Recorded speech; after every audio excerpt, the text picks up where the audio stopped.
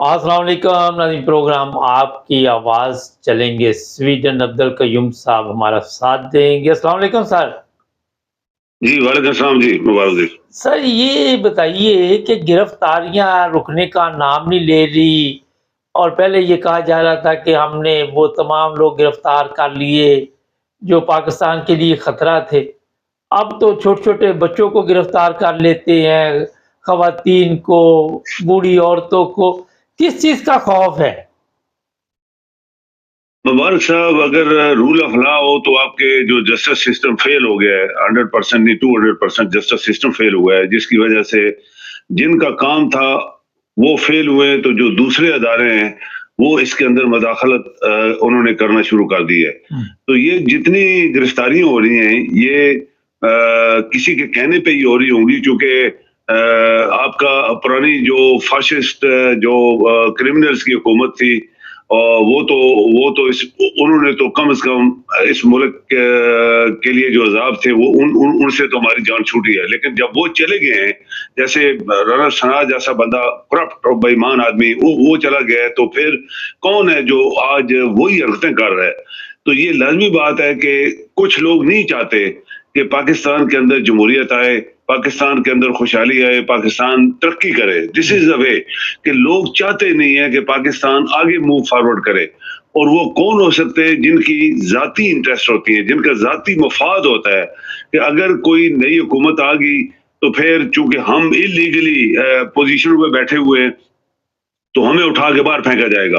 اور وہ تمام حرکات جو 16 مہینے میں اس کرمنل حکومت نے اور فاسسٹ اور یہ جو لوگ تھے ہمارے اوپر سوار تھے، انہوں نے جو کی عوام کے خلاف، ملک کے خلاف، ہر چیز کے خلاف، وہ پھر ریورس ہو جائیں گی۔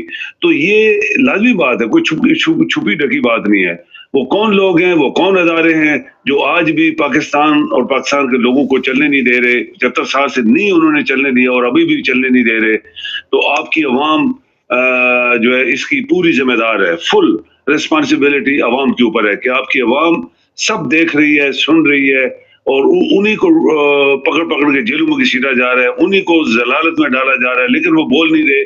تو پھر لازمی بات ہے کہ جب کسی چیز کا ریئیکشن نہ آئے تو پھر جو چور ہوتے ہیں، ڈاکو ہوتے ہیں، یا اس طرح کے کرمنل لوگ ہوتے ہیں، وہ زیادہ طاقتور ہوتے ہیں، زیادہ شیر ہوتے ہیں۔ تو یہ ایک ہمارا ایک خلا ہے بہت بڑا، جس کا جسٹس سسٹم ہمارا فیل ہو گیا ہے، اور ادارے ان کے نیچے کام کرنا شروع ہو گئے جن کا حق نہیں تھا کہ وہ مداخلت کرے۔ سر یہ بتائیے کہ ادارے فیل ہو گئے، جسٹس سسٹم فیل ہو گیا، عوام جو ہے وہ آپ کے سامنے کس حال میں ہے؟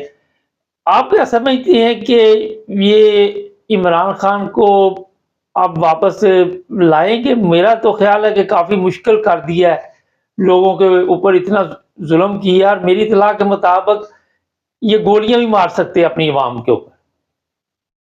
دیکھیں، عمران کو تو اندر کس نے کروایا ہے یہ آپ پہلے نوٹ کر لیں کہ 9 مئی کا واقعہ بالکل ایک ویل پلان طریقے سے اس کو کہتے ہیں کہ ایگزیکیوٹ کیا گیا، اس کو چلایا گیا، اس کو مکمل کیا گیا ویل پلان طریقے سے۔ اگر آپ کا جسٹس سسٹم زندہ ہوتا تو ایک ہی سوال ہے، بڑے آسانی سے سوال چیف جسٹس کہہ سکتا ہے کہ ٹھیک ہے، ان کے لوگ باہر نکلے، پہلے بھی نکلے تھے، تم لوگوں نے ان کا سر، پاؤں، منہ، آنکھیں، ہاتھ سب کچھ توڑا، مارا، خون نکالا آنکھوں سے بھی، سروں سے بھی۔ جب ابھی نکلے تھے تو تمہاری کدھر تھی وہ جو آگے فورس ہوتی ہے جو روکنے کے لیے؟ نمبر 1 پولیس شروع ہو جاتی ہے، پھر رینجرز آ جاتے ہیں، حالانکہ رینجرز کا کوئی تعلق نہیں ہے سول اداروں میں گھسنا، وہ آ جاتے ہیں۔ پھر یہ اگر فوج کے اداروں میں جا رہے تھے تو فوج کے لوگ کدھر تھے؟ یہ جسٹس سسٹم فیل ہوا ہے، تو تبھی انہوں نے اس کو عمران کے اندر کیا نا۔ اگر یہ جسٹس سسٹم ہوتا تو ایک سوال سے یہ ہار جاتے۔ کدھر تھے تمہارے وہ لوگ جو روز ان کو مارتے تھے گلی محلوں میں، سڑکوں پہ، اور اسلام آباد، لاہور، ہر جگہ انہوں نے مارا ہے؟ تو وہ لوگ کدھر تھے؟ بس وہاں سے پتہ لگ جاتا ہے کہ ویل پلان طریقے سے ایک چیز پیدا کی گئی، پھر اس کے بہانے سے عمران اور اس کے بندوں کو پکڑ کے عورتوں، مردوں، بوڑھوں، جوانوں سب کو گھسیٹا گیا جیلوں کے اندر۔ تو یہ شرمناک ایک چیف جسٹس اور اس کے ادارے کے اوپر یہ ایک شرم اور ایک بغیرتی کی حد ہے، جس کے اندر وہ پاکستان کے آئین کا قسم کھا کے کہتے ہیں کہ ہم انصاف دیں گے، انہوں نے انصاف نہیں دیا۔ سر یہ قسم کھانا، پھر قرآن مجید لے کے بتانا کہ ہم پتہ نہیں کتنے اچھے مسلمان ہیں، پھر قرآن مجید کی صورتیں پڑھ کے اس کا ترجمہ بیان کرنا، ان چیزوں سے کوئی پاکستان کے ان لوگوں کا واسطہ ہے؟ کوئی تعلق نہیں ہے، یہ سب دکھاوا ہے۔ آپ دیکھیں کہ قرآن اللہ کی کتاب ہے، اور پہلے قرآن آتا ہے، جو قرآن نازل ہوا تو اسلام تو قرآن ہے، اسلام قرآن ہے، قرآن اسلام ہے۔ تو جب وہ ہی نہیں پڑھ سکتے، یہ پڑھ ہی نہیں سکتے، اور پھر ان کا ترجمہ بڑے دور کی بات ہے، اور اپنے مفاد کے لیے پھر قرآن کا سہارا لیتے ہیں، ایک آیت کی رٹی ہوئی ہے اس کو سہارا لے کے لوگوں کے اوپر ظلم کرنا، لوگوں سے زیادتی کرنا، عوام سے، ملک سے، سب کچھ۔ تو یہ سب دکھاوا ہے، دکھاوا اللہ کو پسند نہیں ہے، اور جاننے والے لوگ جانتے ہیں کہ یہ صرف دکھاوا ہے۔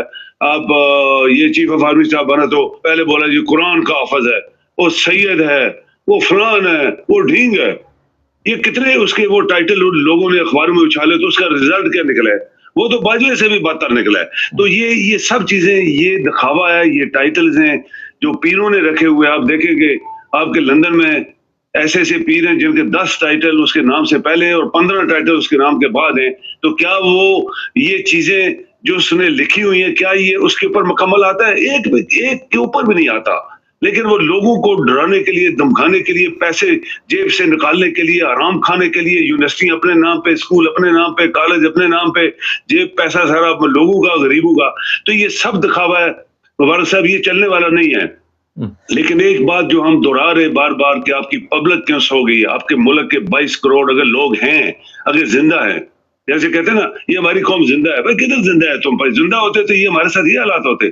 جو زندہ قومیں ہوتی ہیں وہ 10 منٹ کسی کو چلنے نہیں دیتی۔ زندہ قومیں ایسی ہوتی ہیں کہ یہی جو پاناما کا کیس تھا، آئس لینڈ کے وزیر اعظم کا نام آیا تھا کہ یہ وہ نیا وزیر اعظم بنا تھا اور اس کا کوئی بزنس تھا وہاں پہ، تو جو ہی اس کا نام آیا اسی وقت مبارک صاحب وہ ریزائن کر کے چلا گیا تھا۔ اسے بولا میرا نام آ گیا، میں ریزائن کر رہا ہوں۔ بے شمار لوگوں نے ریزائن کیا، اسی نام، صرف نام آیا ان کا۔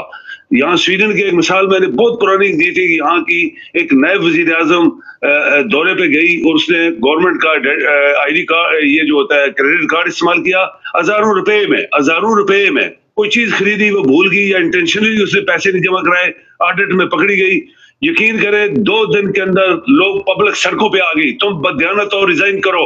اس نے ریزائن کیا تھا، وہ وزیر اعظم بننے والی تھی، ریزائن کر گئی اور وہ کیا کہ کونے پہ چلی گئی، اس کی شکل نے کسی نے دیکھی۔ یہ ہوتی ہے زندہ قومیں، جو یہ جو گانے ہیں نا آپ کے سڑکوں پہ، زندہ ہیں، پائندہ ہیں، فلان ہے، یہ ہے، جی پاکستان فلان، یہ صرف دکھاوا ہے، یہ صرف چور بازاری ہے، یہ صرف پاکستان کے لوگوں کو دھوکہ دینے کے لیے سب چیزیں بنائی گئی ہیں۔ جب مردہ قوم گانے زندہ گا گا کے سمجھتے کہ ہم زندہ ہیں۔ ایک سوال ہے بڑا اہم، یہ صدر پاکستان کا بھی کچھ بتایا جا رہا ہے کہ یہ بھی دونوں طرف کھیلتا رہا ہے اور اس نے بھی کوئی عمران خان کے ساتھ مخلص نہیں رہا۔ آپ سمجھتے ہیں کہ اس طرح کی گیم ہے کوئی؟ کیونکہ اطلاع ہے ہمارے پاس۔